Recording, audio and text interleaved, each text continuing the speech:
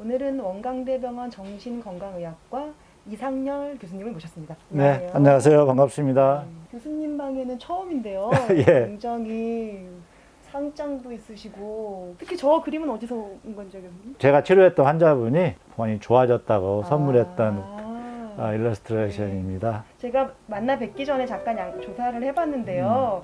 현재 정신건강의학과 주임 교수 및 과장님이시고요. 예, 전라북도 정신건강복지센터장이시고 대한정신약물학회 이사장이시고요. 예, 특히 좀 신기한 게 있었는데요. 예, 한국임상치유예술학회 학회장님이세요. 예.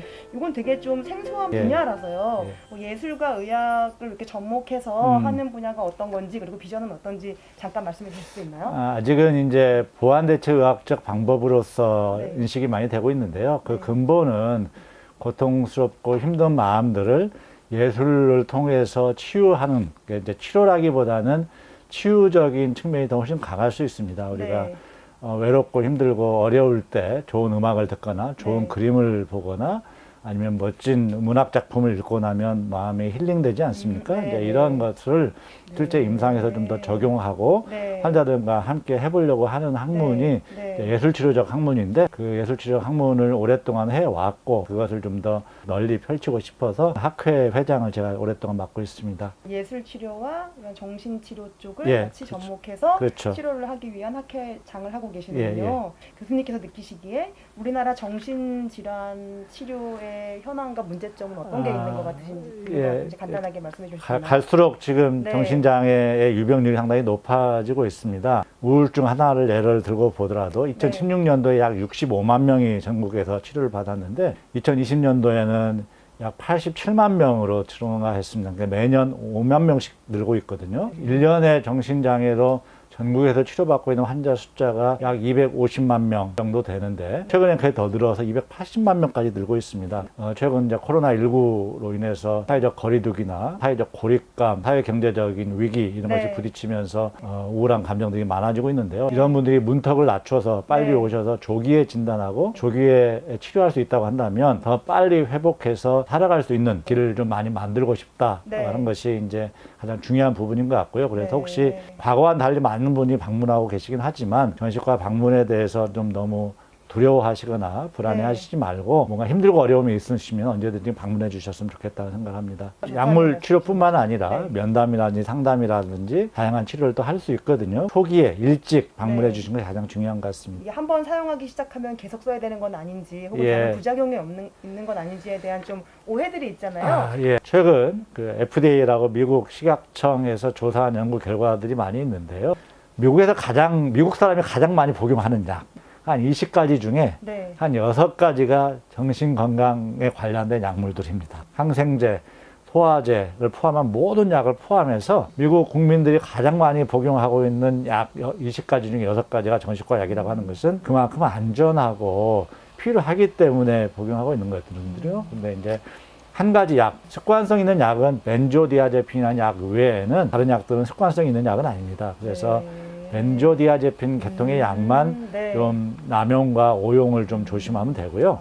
다른 약들은 일반 약만큼 훨씬 더 안전하고 또 효과가 좋기 때문에 필요한 경우에 적절한 시간에 적절한 치료를 좀 받도록 하는 것이 중요할 것 같습니다. 벤조디아제펜계 약만 사용에 좀 주의하면 된다. 말씀이신 거죠? 주로 어떤 병의 치료에 사용되는 약인가요? 불안이라든지 수면이라든지 긴장감을 낮추기 위해서 쓰는데요. 단기간에 사용을 하면 좋은데 이제 한번 효과가 있으니까 환자분들이 계속 사용하려고 하거든요. 그래서 이런 것들은 좀 주의를 기울이는 것이 좋습니다. 다양한 곳에서 대표 이사장님과 센터장님을 맡고 계신데요. 원광대병원 정신건강의학과만의 장점이나 혹은 우리나라 정신의학 분야에서의 어떤 중추적 역할을 지금 계획하고 계신지. 마음과 몸의 상호 관계를 연구하는 학문 단체인 한국정신심리학회 이사장을 제가 지방대학에서는 처음으로 4년간 제가 했었습니다. 최근에는 이제 대한정신약물학회 이사장을 제가 이제 하고 있는데 이것은 이제 원광대학교 의과대학병원이 지방에 위치해 있지만 우리의 노력에 따라서 노력의 여야라고 하는 것은 진료 역량, 연구 역량, 학문적 역량 이런 것들이 발전해 오면 지방대학에서도 능히 우리나라 전체를 함께 이끌어갈 수 있는 리더들이 많이 나올 수 있다라고 하는 것을 제가 원광대학교 국가대학 1회 졸업생으로서의 후배들에게 좀 보여주고 싶은 마음도 좀 있었고요. 제가 위에 교수님들 많이 정년퇴임 하시고 제가 주임 교수 맡은 지가 이제 채 5년 정도 되는데 이제 후배 교수들과 함께 저희 교실이 전국에서 탑 랭킹이 될 수 있는 노력들을 많이 기울이고 있습니다. 우리 장성호 교수님이 아마 세계에서 두 번째로 뇌위장관 스트레스 클리닉을 우리가 열었고 그것이 지역에 많은 반향을 일으키고 있죠.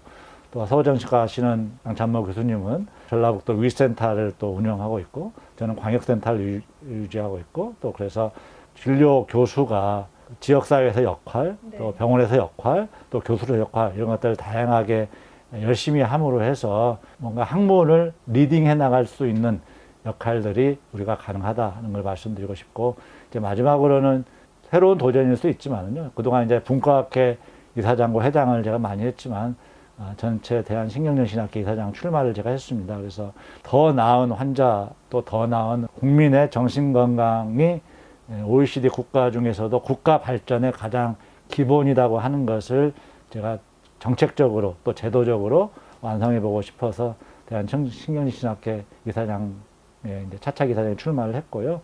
결과는 어떻게 될지 모르겠지만 그 도전하는 과정을 통해서 저 나름대로는 좋은 제도적 보완을 통해서 사회에 공헌하고 또 봉사할 수 있는 기회를 잡고자 하고 있습니다.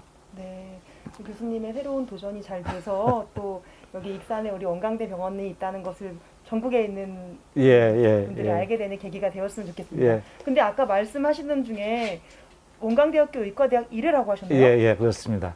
81학번이고요. 81학번이요? 81학번이고 87년에 졸업했습니다. 그래서 1회 졸업생으로서의 이제 학교 또 병원에 대한 애정 또 이런 것이 제가 더 끊임없이 연구하고 또 노력하는 또 뒷받침이 되고 있습니다. 제가 학회 학술상을 2가지를 받았는데 한국정신신체의학회에서 학술상을 받았고요. 대한우울조울병학회에서 제가 학술상을 받았습니다. 그것은 그 학술상이라고 하는 것이 단순히 어떤 환자만 많이 본다고 돼서 되는 것이 아니고 좋은 연구 결과를 가지고 하고 있고 저희 교실의 목표가 1년에 최소한 교수들이 총 합쳐서 지금 4분의 교수님이 계신데 10편 이상의 에세이 논문을 내자 하는 것이 1년의 저희가 목표이기도 합니다.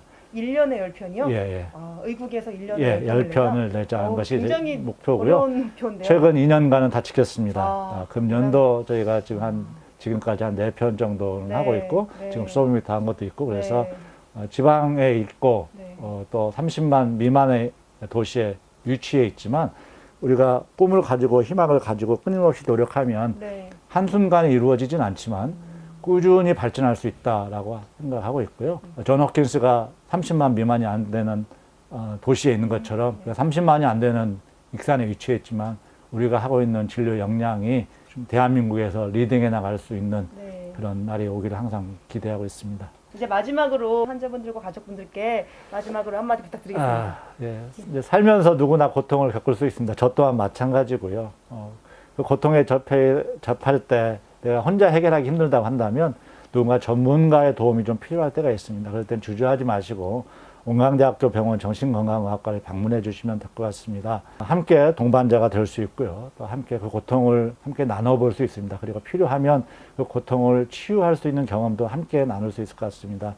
원광대학교 병원 정신건강의학과는 연구, 교육, 임상적 역량에서 우리나라 탑 랭킹을 저희가 지향하고 있고 어느 정도 그 수준에 도달해 있습니다.